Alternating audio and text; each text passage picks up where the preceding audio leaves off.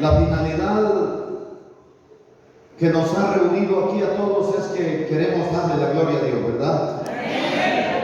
Queremos gozar de su presencia y de la comunión de los santos. ¿Cómo estamos en comunión? Cuando tenemos un mismo objetivo, cuando tenemos un mismo anhelo, cuando vamos por un mismo camino, cuando tenemos muchísimas cosas en común y nosotros tenemos muchísimo en común, ¿verdad? Un solo camino, un mismo espíritu, un solo Dios y Padre de nuestro Señor Jesucristo, dice la Biblia, un solo bautismo, así que nosotros no vamos cada quien por su camino, ¿verdad? Porque somos ovejas de Cristo, somos del redil de Cristo. Muy bien, vamos a continuar nuestro estudio.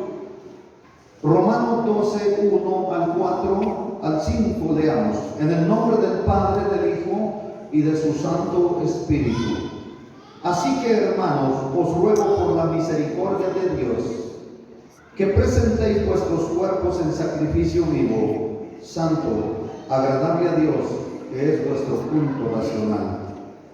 No os conforméis a este siglo, sino transformaos por medio de la renovación de vuestro entendimiento, para que comprobéis cuál sea la buena voluntad de Dios, agradable y perfecta.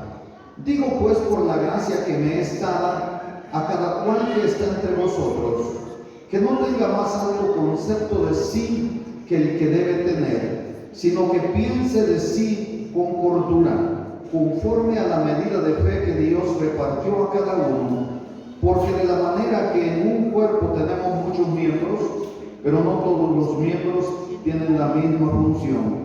Así nosotros, siendo muchos, somos un cuerpo en Cristo y todos miembros los unos de los otros. Oramos. Padre que reinas en gloria, en el nombre poderoso de Jesucristo, tu Hijo amado, en esta tarde agradecemos el privilegio que nos concedes. Reunirnos en tu casa de oración para bendecir tu nombre, para glorificarte, para exaltarte, para adorarte, para gozar de la comunión de los santos y para estudiar tu palabra. Ruego que haya cabida en nosotros, que llegue al alma, que llegue a la mente, que llegue al espíritu, que llegue a los tuétanos, que llegue a todo nuestro ser y haga para lo que tú envías, que haga en nosotros, Señor, rema, que haga en nosotros, Señor, los cambios que necesitamos hacer. Así que te pedimos que tu palabra nos confronte, que tu palabra nos exhorte, que tu palabra nos corrija, pero que tu palabra también, Señor Dios Todopoderoso, nos encauce en el buen camino. Tú eres ese camino, tú eres la verdad, tú eres la vida, tú eres todo para nosotros. Ilumínanos con tu Espíritu Santo y mientras yo predico, este pueblo reciba milagros, señales y prodigios, porque esa unción poderosa va a descender sobre nosotros y pudre yugos. En el nombre de Jesús lo pedimos. Amén y amén. Gloria a Dios. Aleluya. Dentro de nuestro discipulado, la unidad en el cuerpo de Cristo, vamos a estudiar hoy el tema: ¿cómo debemos presentarnos delante de Dios? Todos sabemos que está escrito: preséntate dignamente delante de Jehová tu Dios. Pero cuando se refiere a esto, claro que implica la forma de vestir, implica la forma en que usted se peina, la forma en que usted se conduce. Entonces esto se refiere a la totalidad de nuestro proceder. Se refiere a la conducta. Hoy nos damos cuenta que en este pasaje leímos los últimos versículos referente a los dones. Aunque ya estudiamos sobre los dones, sobre los ministerios, pero estos versos están inmersos sobre una conducta que deben tener el cristiano en el Cristo. La iglesia como cuerpo de Cristo debe funcionar como un cuerpo, como un organismo vivo. Todos los miembros son útiles en nuestro cuerpo.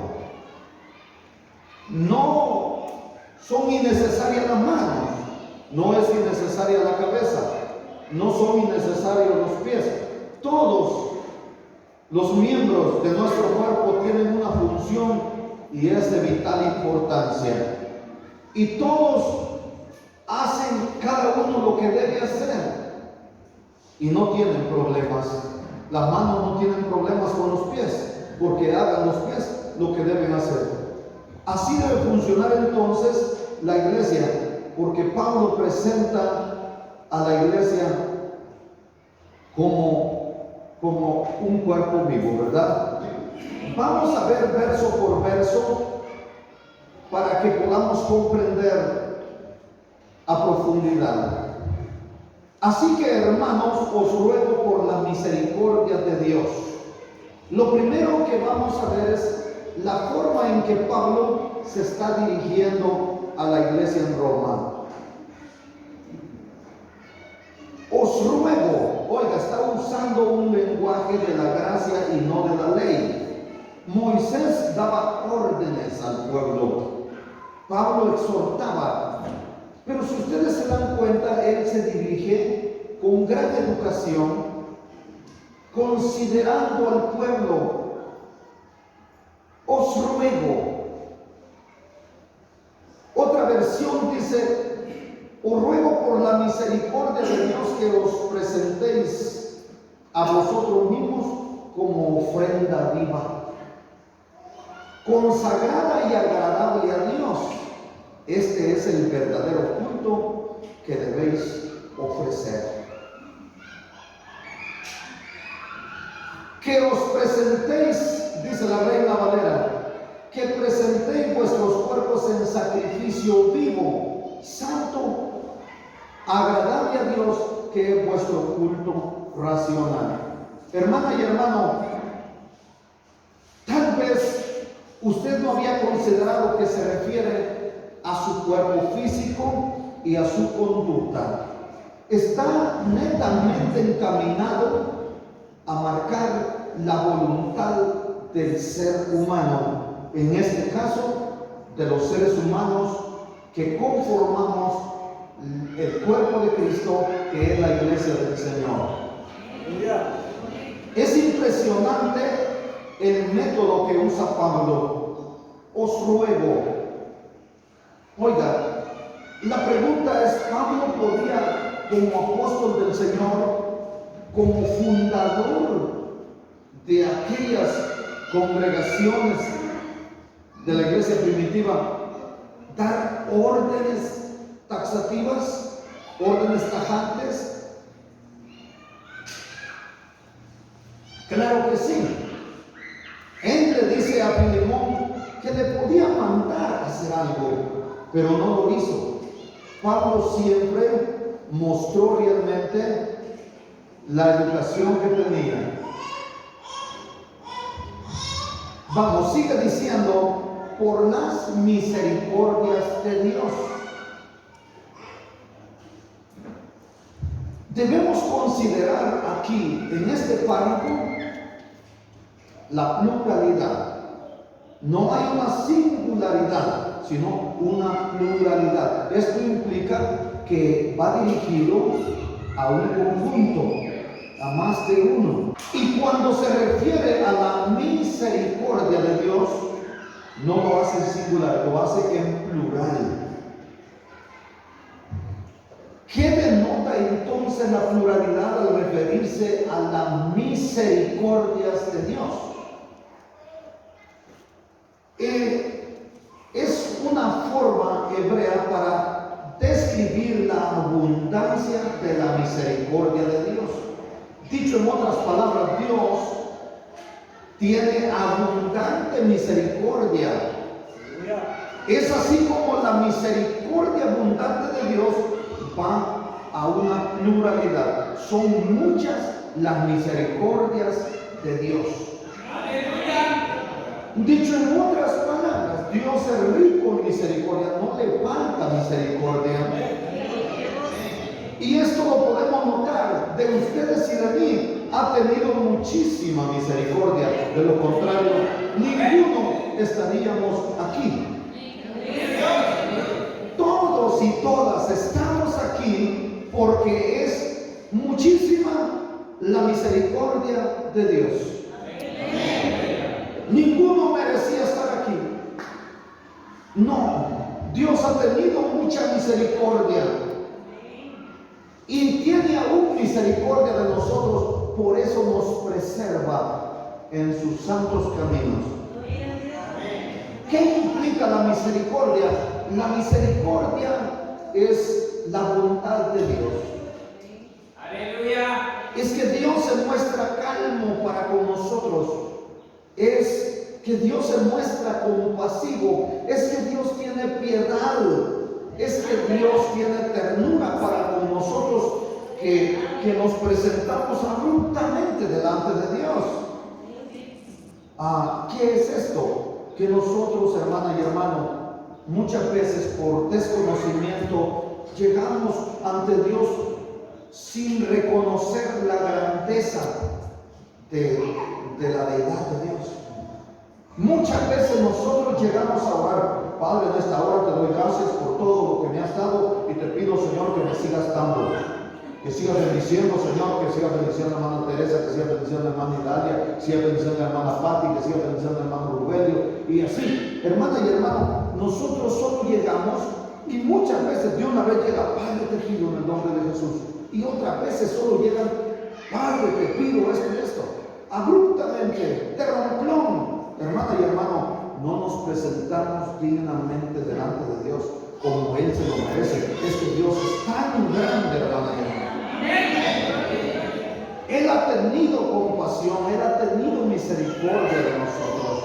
Y Él entiende a veces, claro, entiende que nosotros muchas veces desconocemos la forma en que debemos presentarnos delante de Él. Dice mi hermano Marcos Paul, que es un siervo de Dios, que un día lo conocerán, que él en una ocasión se levantó en la mañana y los hermanos del grupo Rescatando Almas para Cristo han de haber oído ese audio. Dice que él despierta y agarra su teléfono para mandar un mensaje al grupo y saludar al grupo y motivar al grupo a que oraran. Y él oyó una voz que le dijo de parte del Señor: ya vas a interactuar. Y yo, él iba a mandar un mensaje al grupo, a motivar al grupo, a saludar al grupo, a interactuar con el grupo, pero no se presentó delante de Dios. Entonces él en ese momento se rinde al Señor, hace su oración y deja de último la interacción o la interactuación. Entonces, hermana y hermano, tenemos que saber cómo nos presentamos delante de Dios. Y si Él hasta el día de hoy, hermana y hermano, nos sigue abrazando en su regazo, nos sigue teniendo bajo su cobertura, bajo su gracia abundante, es porque la misericordia de Dios es abundante. Las misericordias de Dios son muchísimas. Luego nos pide presentar nuestros cuerpos, oiga, delante de Dios en sacrificio vivo. Esto no se refiere a ofrendas que matan ni a sacrificios humanos. No. Esto es relacionado a la voluntad. El presentarse o rendirse ante el Señor precisamente conducen a la conducta humana y a una conducta agradable delante de Dios y a la consagración cristiana. Es que nosotros debemos entonces doblegar la voluntad. Es que hay que querer rendirse al Señor. Mucha gente vive diciéndole: Señor, ayúdame para no pecar, no me dejes pecar, Señor. Hermana y hermano, es que usted realmente tiene que doblegar su voluntad el querer obedecerle a Él, el querer consagrarse, eso, hermana y hermano, es voluntad suya. Nunca nadie ha caído de la gracia y que al momento que la tentación se presenta no haya tenido una intervención del Espíritu Santo que le dice que no lo haga. Claro, con una voz indecible. Cuando usted alguna vez ha estado frente a la tentación, y digo qué tentación cuando la concupiscencia de su carne se manifiesta. Antes de que usted haga la voluntad de su carne, el Espíritu Santo, de alguna manera, con alguna voz indecible, hablándole por la conciencia, le redarguye para que no haga lo que es desagradable delante de Dios. Amén. En otras palabras, presentar nuestro cuerpo se refiere a nuestra personalidad total. Entonces, esto es entonces la voluntad de cómo vamos a caminar, cómo vamos a vestir, cómo vamos a hablar, cómo vamos a relacionarnos con los demás. ¿Y por qué no? ¿Y cómo vamos a pensar? La Biblia dice que no debe haber en nosotros maledicencia. Esto es malas palabras. ¿Por qué, hermana y hermano? Porque el cuerpo nuestro es un instrumento por medio del cual nosotros nos expresamos. Es decir, que nuestra mente, nuestros afectos, es decir, lo que queremos, lo que amamos, lo que apreciamos, lo que abrazamos, o nuestra voluntad y el Espíritu de Dios pueden utilizar nuestro cuerpo cuando nosotros se lo permitimos. Qué bonito, hermano. Sí, qué bonito cuando el Espíritu Santo utiliza nuestro cuerpo para que se haga la voluntad de Dios. Pero cuando nuestra mente, cuando nuestra mente no está renovada, no está transformada, entonces, hermana y hermano, nuestros pensamientos pueden llevar a nuestro cuerpo a hacerlo desagradable delante de Dios. Por eso la Biblia habla de mentes reprobadas. En el capítulo 1, precisamente del libro de Romanos, habla de aquellos que se desviaron y que Dios los entregó a una mente reprobada. ¿Qué es algo reprobado? Que no es aprobado por Dios, ¿verdad? Entonces, hermana y hermano, si nuestra mente es reprobada por Dios, hablemos de esto, o cuando nuestros afectos no son de acuerdo a la voluntad de Dios, vamos a hablar cómo explicamos esto, cómo lo ilustramos cuando nuestros afectos son pecaminosos. Es decir, cuando una persona quiere o ama aquello que es pecado, dígase las relaciones ilegales o relaciones extramatrimoniales. Todo esto, hermana y hermano, allí está implicado nuestros afectos. Pero cuando nuestra voluntad está compaginada con la voluntad de Dios, entonces, hermana y hermano, el Espíritu Santo va a utilizar nuestro cuerpo. Por eso es que usted ve mucha gente que pone la mano sobre los enfermos y ¿qué sucede?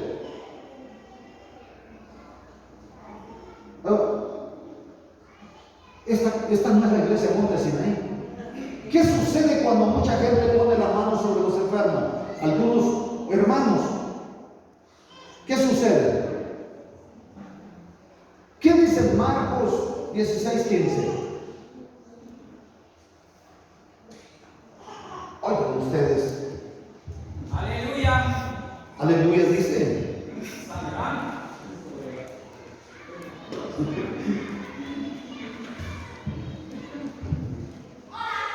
A los que creen en mi nombre, ¿qué pasa? Estas señales los seguirán. ¿Qué? Hablarán nuevas lenguas, tomarán tomarán en la mano serpientes, tomarán o comerán cosas mortíferas, y ¿qué pasará? Se morirán. Así dice. No les hará daño. Pero ¿qué pasa con los enfermos que les ponen las manos? Sanarán. ¿Y por qué? ¿Y por qué sucede eso? ¿Porque tiene dones especiales la persona? ¿Por qué? Porque el Espíritu Santo estaría usando ese cuerpo como instrumento para glorificar el nombre del Señor. Sobre los enfermos pondrán las manos y sanarán. Sanarán no por un poder propio del que impone la mano, sino por el poder de Dios que se manifiesta por la unción del Espíritu Santo. Porque la profecía lo decía. Unos 750 años antes de Cristo, en el libro de Isaías dice: llegarán los días en los cuales los yugos, las ataduras, se pudrirán por el poder. Por el poder de la unción. De la unción. Muy bien. Quiera el Señor que a usted le use el Espíritu Santo, ¿verdad? Ay, hermano, el anhelo más grande que hay en mí es que el Señor me use para manifestar su gloria, para que la gente diga: wow, mire cómo lo usa el Señor. No, para que sea glorificado el nombre del Señor, y para ayudar a los demás en sus angustias. Ahora el que quiere decir: ay, mire cómo lo usa el Señor, qué chilero se mira, mire, pone la mano y se sanan los enfermos, ese nunca va a tener nada, nunca va a haber nada, porque el Señor no le va a dar dones a nadie para que se mire chilero, como dicen aquí. No, para tu gloria no te va a dar nada al Señor, para gloria suya sí. Y cuando tu voluntad, hermana y hermano, esté de acuerdo a la voluntad de Dios, vas a ver la gloria de Dios. Con nuestro cuerpo, entonces, al suceder estas cosas, honramos a Dios, ¿verdad que sí? Dios entonces, hermano y hermano, Dios entonces recibe honra a través de este cuerpo de carne y hueso, dicho en otras palabras, de una materia caída. Sin embargo, por la gracia de Cristo podemos disfrutar de privilegios muy grandes. Y nuestro cuerpo ser usado así. Podemos dar honra, podemos dar gloria a Dios en nuestro cuerpo. O sea, hermano, el cuerpo mío, así como está el mío, todo enfermo. Si está todo enfermo porque usted no le ha creído al Señor, hermana y hermano. Una vez mi hermano Mario fue a orar con una viejita que le dolía todo, hasta el pelo y las uñas. Entonces él le dijo: venga aquí, viejita, voy a orar por usted. Y él estaba orando por ella y le decía: crea al Señor. Es necesario que el enfermo crea que Jesucristo tiene poder para sanar. Y decía así: ore y quíteme el dolor, decía la viejita. Bueno, y él oraba. Y dijo: gloria a Dios, gracias Señor, esperamos que a tu voluntad se dice: no se me ha quitado el dolor, ore otra vez. Y volví a orar mi hermano Mario. Y oraba, y ahí, aleluya, gracias Señor. Y decía: no, todavía tengo el dolor. Y dijo: yo me voy. Y usted no cree. Y se vino ustedes. Y desde que llegó me fue a poner la queja. Y dice: mira vos, tal viejita no quería que me viniera hasta que se le quitara el dolor. Hay dolores que ya no se quitan por la edad, ¿verdad? Porque este cuerpo va en detrimento este cuerpo. Va a llegar un tiempo que el cuerpo de usted ya no va a ser cuerpo, va a ser puro dolor, dependiendo de la edad a la que llegue. Pero hermana y hermano, hay dolencias que son porque uno se descuida.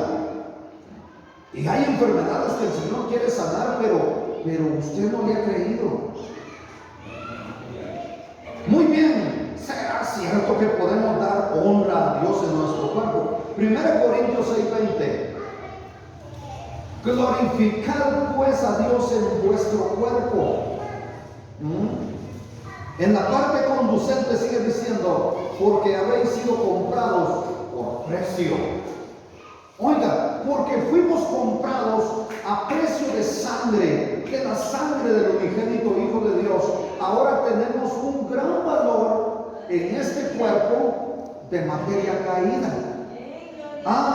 Podemos glorificar a Dios en nuestro cuerpo, pero para eso, hermana y hermano, someta usted su voluntad a Dios y no haga lo que la carne le pide que haga.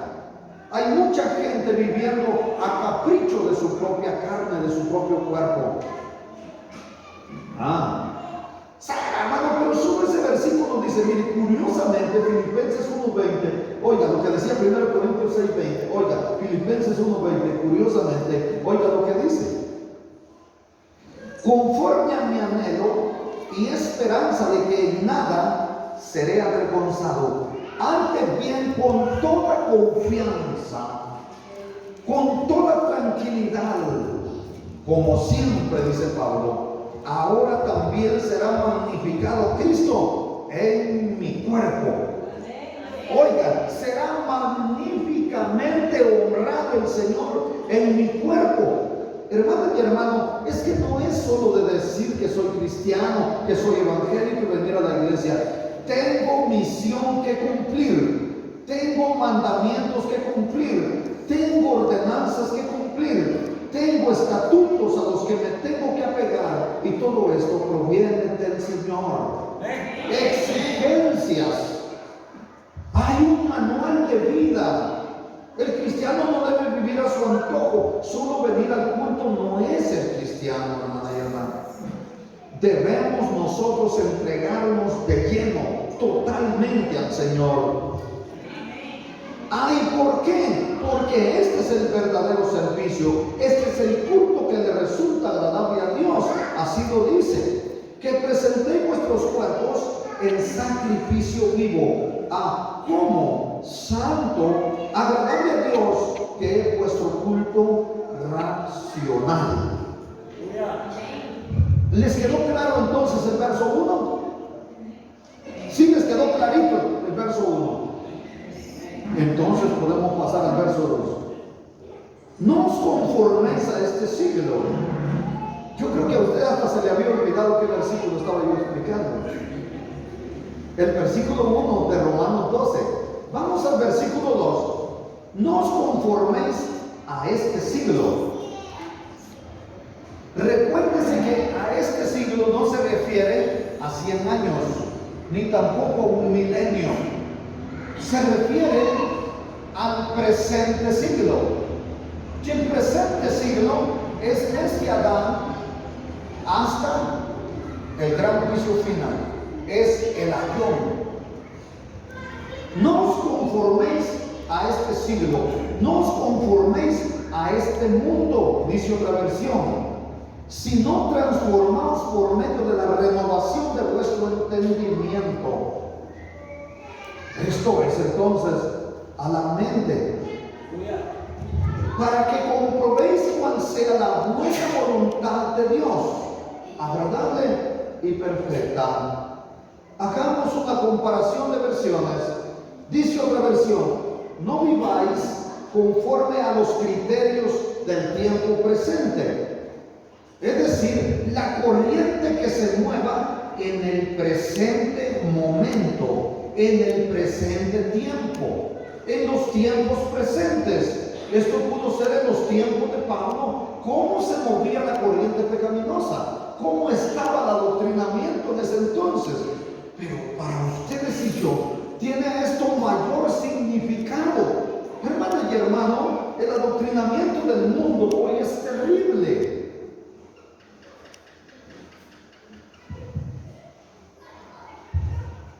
Por medio de la renovación de vuestro entendimiento, para que comprobéis cuál sea la buena voluntad de Dios, agradable y perfecta. No viváis conforme a los criterios de este presente tiempo. Mire que dice, por el contrario, cambiar vuestra manera de pensar. O sea, influye los pensamientos.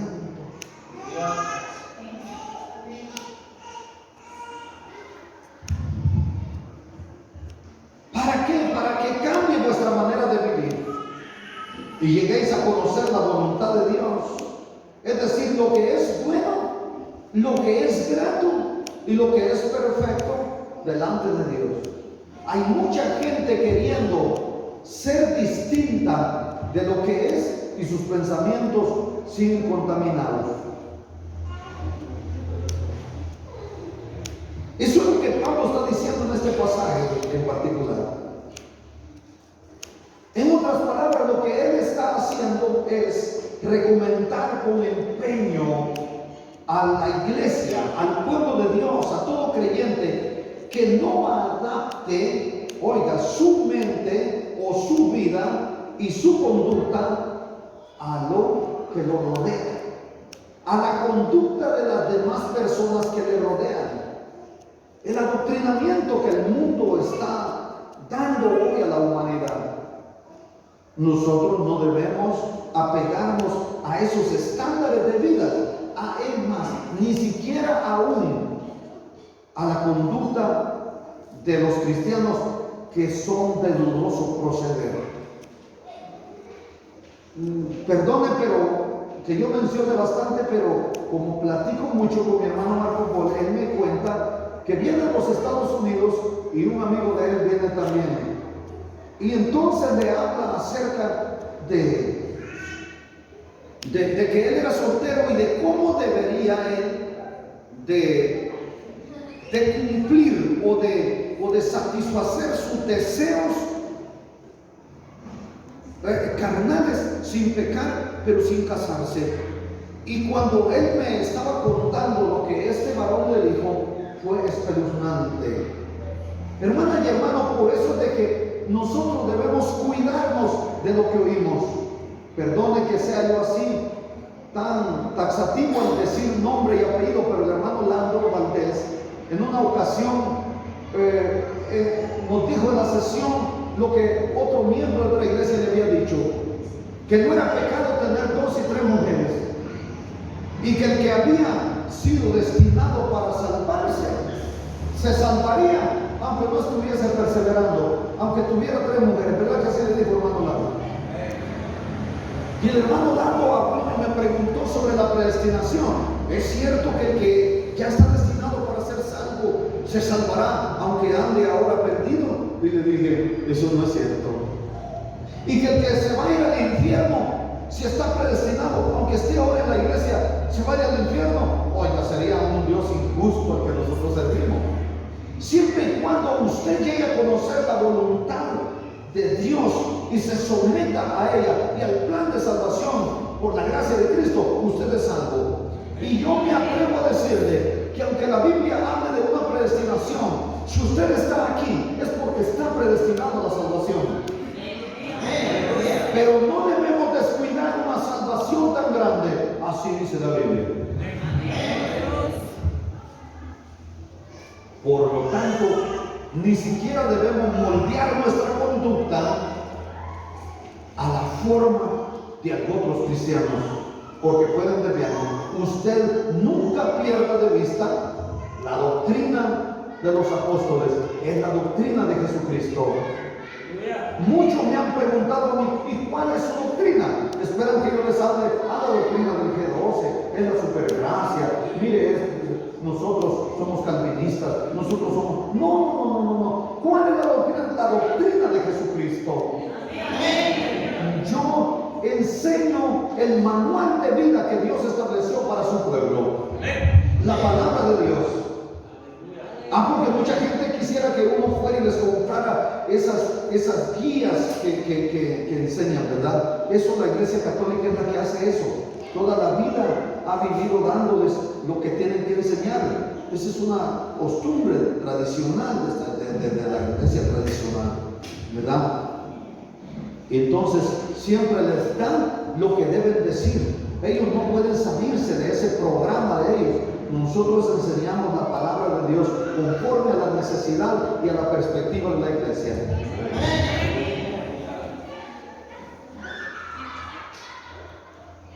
Entonces, ¿cómo debo ser? Normales. Sencillamente debemos ser normales. Debemos ser naturales, verdaderamente cristianos. O como decía alguien, debemos ser normales, naturales y sobrenaturales. ¿Y a qué se refiere esto? A que no debemos ser autores. En el ayuno, ¿verdad, mi hermano Francisco? Mi hermana Brenda, estuvimos hablando de los autores en el altar. Estuvimos aquí, más que todo estábamos interactuando aquí con los hermanos que vinieron al ayuno. Y decía mi hermana Brenda, es que no debemos ser autores, no debemos estar actuando, debemos ser adoradores en espíritu y en verdad. Y eso estuvimos muy de acuerdo de que hay muchas personas actuando en el altar. Es decir, lloran aquí. Oiga, y hay muchas personas que ni les salen lágrimas y fingen que están llorando cuando están cantando. Hay mucha gente fingiendo que está llorando en la presencia de Dios. Y hasta...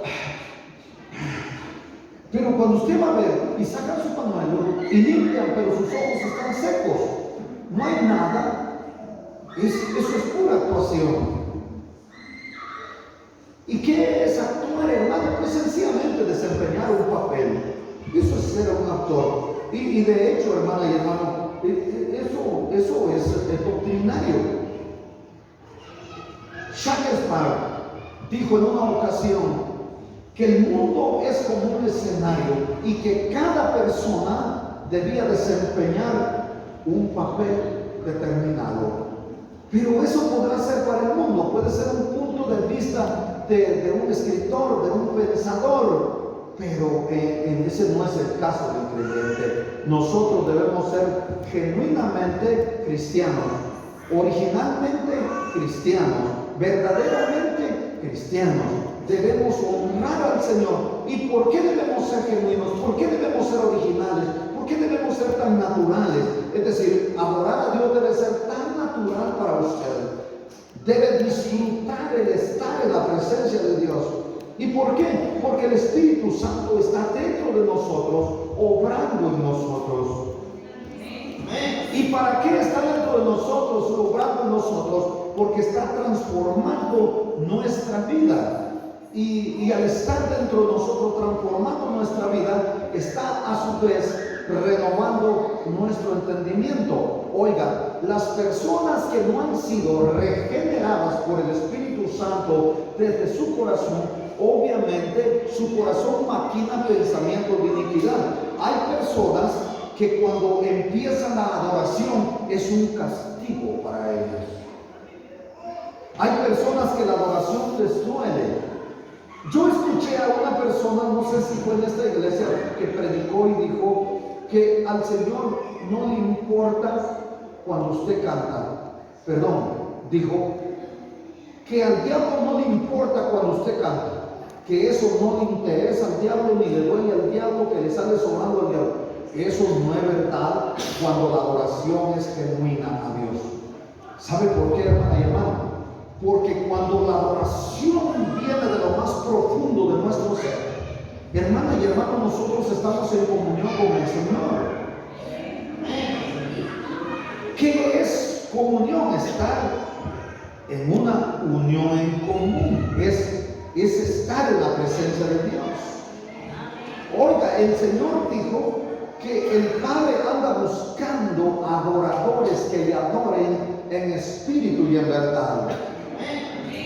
Y es necesario que cuando nosotros adoremos, le adoremos así, verdaderamente, hermana y hermano, con toda sinceridad, que disfrutemos estar adorándole. Entonces, hermana y hermano, cuando usted sienta una desesperación al momento de la adoración, cuando usted sienta, porque hay gente que hasta cólera le da cuando están cantándole al Señor. Créame que si a usted no le gusta la adoración al Señor, si a usted no le gusta el avivamiento en la presencia de Dios, si a usted no le gusta entrar en esa adoración profunda al Señor, realmente debe hacer un cambio en su vida. el Espíritu Santo no ha regenerado su corazón y su mente no ha sido transformada, le parece extraño cuando los demás lloran en la presencia de Dios, cuando los demás cansan en la presencia de Dios. Oiga, pero no estoy hablando de brincar por gusto, estoy hablando cuando el Espíritu le impulsa a danzar en su presencia. Hermano y hermano, a mucha gente eso le molesta, eso le duele. ¿Por qué? Porque hay espíritus ilegales en su vida. Cuando el Espíritu de Dios no está en una persona, créame que hay espíritus ilegales que están guiando a esa persona. Y por eso no le gusta la adoración a Dios, le molesta la adoración de Dios. Es decir, le duele. Y eso es muy preocupante, hermano y hermana.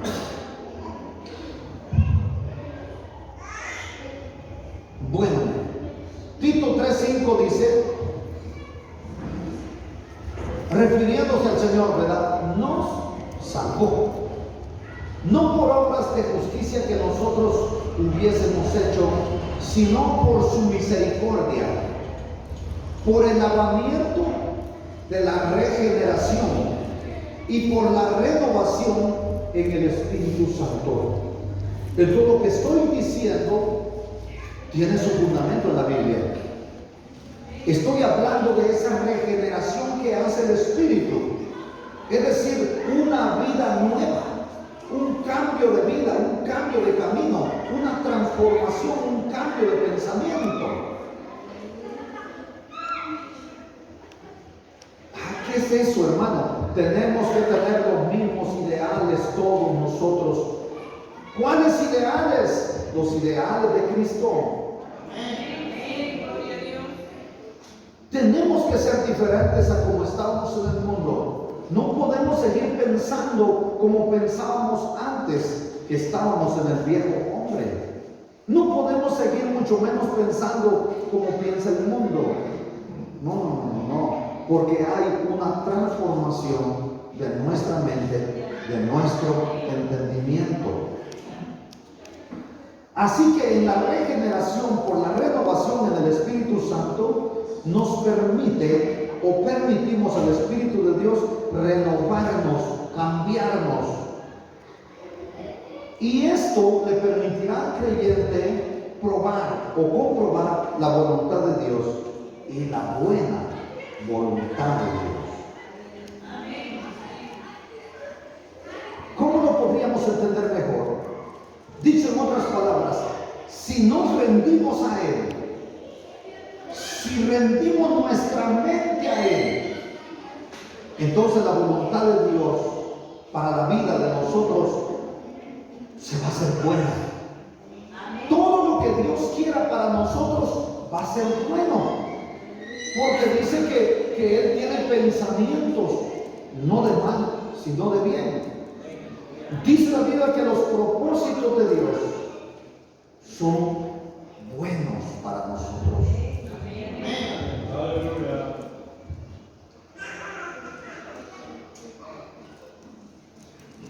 Primero dice la buena voluntad de Dios, ¿verdad? Luego dice agradable a Dios y finalmente perfecta.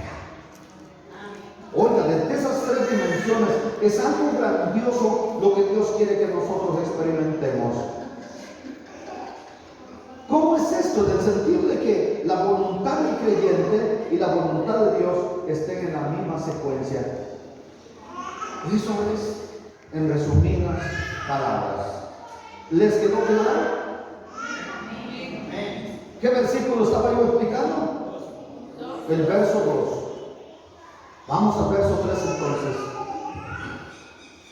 Digo pues, por la gracia que me es dada, a cada cual que está entre vosotros, que no tenga más alto concepto de sí que el que debe tener, sino que piense de sí, primero, con cordura. Segundo, conforme a la medida de fe que Dios repartió a cada uno. Claro, el más alto concepto que pudiera yo tener, conforme a la medida de fe, es que el Espíritu de Dios ha venido sobre mí y que habita en mí. Y de esta manera yo tengo comunión con Cristo, porque soy parte de su cuerpo. Este debe ser un anhelo que debemos tener. Este es un concepto alto, pero en cuanto al concepto que muchos tienen de sí mismos, y me atrevo a decirle que es una gran cantidad de cristianos que quieren ocupar una posición muy importante porque tienen un concepto de sí mismo muy elevado, mayor o superior al que debieran tener. ¿Cuál es la cura para esto? Debemos o necesitamos hacer una autoevaluación en relación a los demás cristianos. Si me voy a evaluar en relación a los demás, no voy a tener un concepto superior de mí mismo del que debo tener. ¿Qué es esto? Debo considerar que ustedes y yo estamos en un mismo camino, vamos en una misma dirección, tenemos las mismas promesas, tenemos las mismas limitaciones y el mismo nos persigue. Aquel que vino para matar, hurtar y destruir, aquel que anda con león urgente queriendo destruir. Hermanas y hermanos, nadie debe creerse superior a los demás. No, porque la mano no anda menospreciando a la pierna, ¿verdad? Dice, pero ¿quién como yo que soy mano y tú que eres pierna? ¿Quién como yo que soy ojo y no soy oreja, verdad? El cuerpo no te necesita porque eres oreja. Díganme si no cuidamos nosotros. No, hombre, todo es importante. Entonces no debemos andarnos, hermana y hermano, queriéndonos sobreponer, ¿verdad? Sino que debemos pensar con cordura, con moderación sobre nosotros mismos. Porque siempre existe ese peligro de que algún creyente sobreevalúe su capacidad, su carácter y sus dones. Es así. Por eso ustedes van a ver pastores que no saludan a los otros pastores porque los consideran inferiores a ellos. O cristianos de otras congregaciones que le encuentran a usted y no le dicen, Dios te bendiga, hermano. No, bueno, Dios. ¿Y sabe qué pienso yo? Digo, bueno, no se siente digno de decirme hermano, que le vaya bien, ¿verdad? Cuando una persona no me dice hermano, yo considero que no se considera digno. Pero eso es un trauma. Eso lo deben superar, porque todos somos importantes, todos somos, hermana y hermano, bien preciados, bien amados por el Señor. Así que, ¿qué debemos hacer más, hermano? Debemos reconocer nuestras limitaciones. Eso es importante. ¿Y qué más? Debemos de ponernos a disposición de Dios tanto nosotros. No quiera yo ocupar el lugar de ustedes, ni ustedes el mío, mientras no sea la voluntad de Dios. ¿Esto qué quiere decir entonces? Que la satisfacción verdadera consiste en estar en el lugar donde Dios quiere que estemos. ¿Y cuál es el lugar? El lugar donde nos ha puesto. Claro que debemos anhelar crecer para ensanchar el cuerpo de Cristo. Debemos, pero yo no debo pretender ser mejor que los demás. No. Debemos practicar, como lo enseñamos anteriormente, la humildad. ¿Comprendieron ese versículo 3? Entonces ya podemos pasar al 4. Y si quieren leemos de una vez el 5 porque ya les miro así como que cansado. ¿Cuántos minutos llevo? Ya llevo como 20. Ya llevo más de 20, ¿verdad? Vamos entonces a leer los dos versículos. Porque de la manera que en un cuerpo tenemos muchos miembros, pero no todos los miembros tienen la misma función. Así nosotros, siendo muchos, somos un cuerpo en Cristo y todos miembros los unos de los otros. Esta es la primera vez que Pablo introduce el gran tema de la iglesia como el cuerpo de Cristo. Y la iglesia como cuerpo de Cristo, dije al principio, que debe funcionar como un organismo vivo, ¿verdad? ¿Qué implica esto? Que los miembros de creyentes que forman la iglesia del Señor no van a tener los mismos dones o las mismas capacidades, sino que Dios, conforme a su gracia y conforme a la capacidad, ha dado los dones a las personas que Él considera que lo van a ejercer. ¿Comprenden eso? Entonces, estos dos versículos, ¿qué en resumen nos dicen?